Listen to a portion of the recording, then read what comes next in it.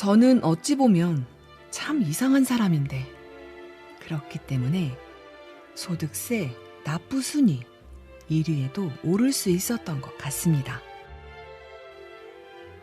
저는 중학교밖에 졸업하지 못했습니다. 장사하는 집안에서 자랐기에 장사에 대해 어느 정도는 알고 있었지만 사업 수완이 특별히 뛰어났던 것은 아닙니다. 그런데도 일본에서 소득세를 가장 많이 내는 사람이 되었습니다. 이건 단순히 운이 좋아서입니다. 겸손을 떠는 게 아니라 저는 정말로 운이 좋은 사람일 뿐입니다. 그렇다면 어째서 운이 좋은 사람이 될 수 있었습니까? 하고 묻겠지요. 답은 아주 간단합니다. 예전부터 제가 입버릇처럼 하는 말이 나는 운이 좋다 였습니다. 왜 이 말이 입버릇이 되었는지는 저도 잘 모르겠습니다. 재채기를 한 다음 에이 하고 욕설을 뱉는 사람에게 왜 그런 말을 했냐고 물으면 그 또한 대답하지 못할 것입니다. 이처럼 이유는 잘 모르겠지만 여하튼 입 밖으로 습관처럼 내뱉게 되는 말이 바로 입버릇입니다. 운이 좋다는 말을 입에 달고 다니는 저의 버릇도 무슨 특별한 이유가 있어서 생긴 건 아닙니다. 무의식적으로 운이 좋다는 말을 하다 보니 어느새 행운이 끊임없이 밀려와 오늘날에 이르게 된 것이지요. 운이 좋은 사람이 되고 싶다고요? 방법은 무척 간단합니다. 그저 운이 좋다, 운이 좋다 라고 말하면 됩니다. 운이 나쁜 사람이란 스스로를 운이 나쁜 사람이라고 생각하는 사람일 뿐입니다. 운이 좋은 사람과 운이 나쁜 사람의 구분은 이처럼 사소한 차이에서 비롯됩니다. 세상살이는 보거 요리와 같습니다. 보거는 맛있는 생선이지만 독을 갖고 있지요. 즉, 좋은 일이 생기면 반드시 나쁜 일도 따라서 들어오기 마련입니다. 알기 쉬운 예를 들어보겠습니다. 학력도 좋고 돈도 잘 버는 남자와 결혼했는데 알고 보니 구제불능의 마마보이였다거나 아름다운 여성과 만나 결혼을 했는데 사치가 심해 돈을 물쓰듯 한다든가 하는 경우가 있지요. 좋은 일과 나쁜 일은 늘 한 세트입니다. 하지만 그렇다고 좋은 일이 일어났을 때 벌벌 떨 필요까지는 없습니다. 좋은 일은 염려하거나 주저하지 말고 덥석 잡아야 합니다.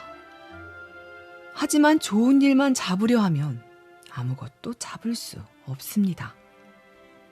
제가 실제로 본 적은 없지만 기회의신은 앞부분에만 머리카락을 갖고 있다고 합니다. 따라서 기회의 신을 만나면 그 순간 앞머리를 꽉 잡아야 합니다. 뒤통수에는 머리카락이 없으니 지나간 뒤에는 잡고 싶어도 잡을 수가 없기 때문이지요.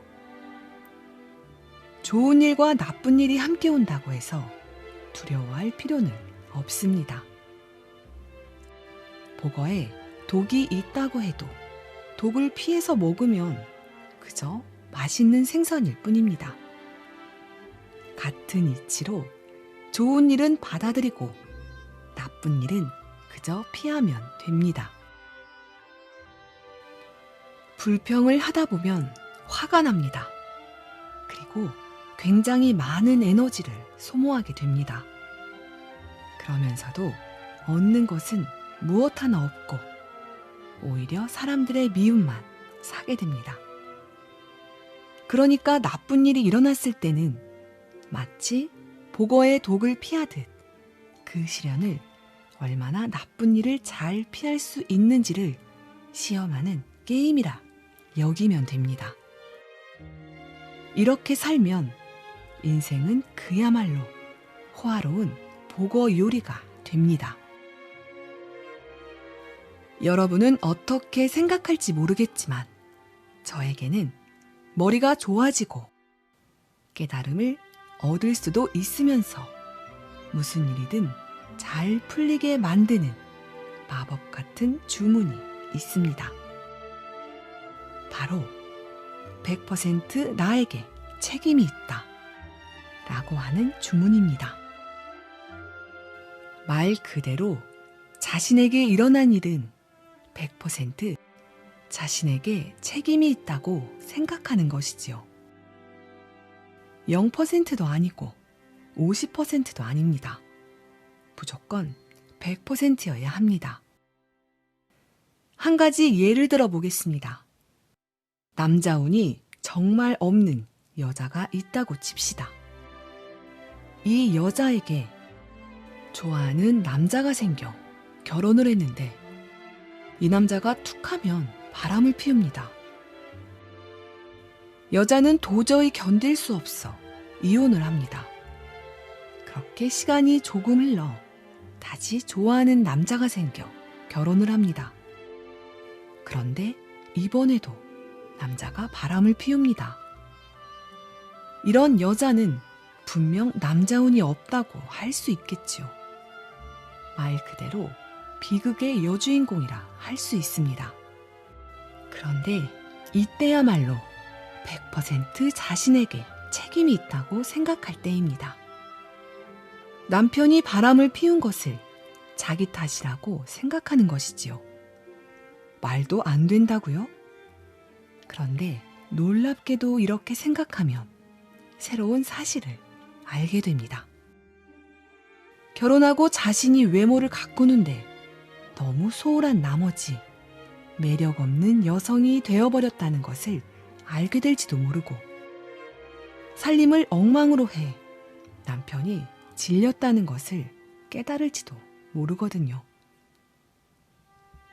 어찌 되었든 100% 자신에게 책임이 있다고 생각하면 자연스레 개선해야 할 점을 찾게 됩니다. 그리고 그것을 개선하면 남편은 더 이상 바람을 피우지 않게 됩니다. 설사 그렇게 했는데도 남편이 계속 바람을 피워 이혼하면 어떻게 하냐고요? 그때는 2번 다시 그럴듯한 외모와 달콤한 말에는 속이지 않겠다고 결심하고 실천하세요. 그러면 2번 다시 속을 썩이는 남자를 안 만날 수도 있습니다. 또 한 가지 예를 들어 보겠습니다. 당신이 동네에서 유일하게 슈퍼를 운영하는 사람이라고 칩시다. 하나밖에 없는 슈퍼이니 동네 사람들 모두 그곳을 이용하였지요. 그런데 어느 날 새로운 슈퍼가 들어왔고 동네 사람들은 모두 그쪽으로 몰려가 버렸습니다. 이때에도 저 슈퍼만 없었으면 내가 이렇게 손해보진 않을 텐데 하고 생각할지도 모르지만 마찬가지로 책임은 100% 나에게 있다고 여겨야 합니다. 그래야만 손님들에게 미소가 부족했던 것은 아닌지, 인사를 제대로 못한 건 아닌지 등 여러 가지 개선해야 할 점이 떠오르거든요. 이제 무슨 말인지 아시겠죠? 무슨 일이 일어나든 100% 내 책임이다라고 생각하면 개선해야 할 점을 즉시 발견할 수 있습니다.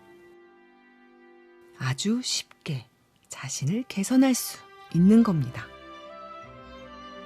개선해야 할 점을 발견하는 요령이 궁금하다고요?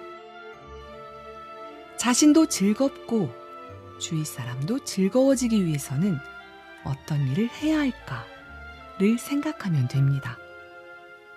그렇게 해서 해답을 얻게 되면 마음속에 불이 들어와 환하게 밝아집니다. 그 해답이 바로 정답이기 때문입니다.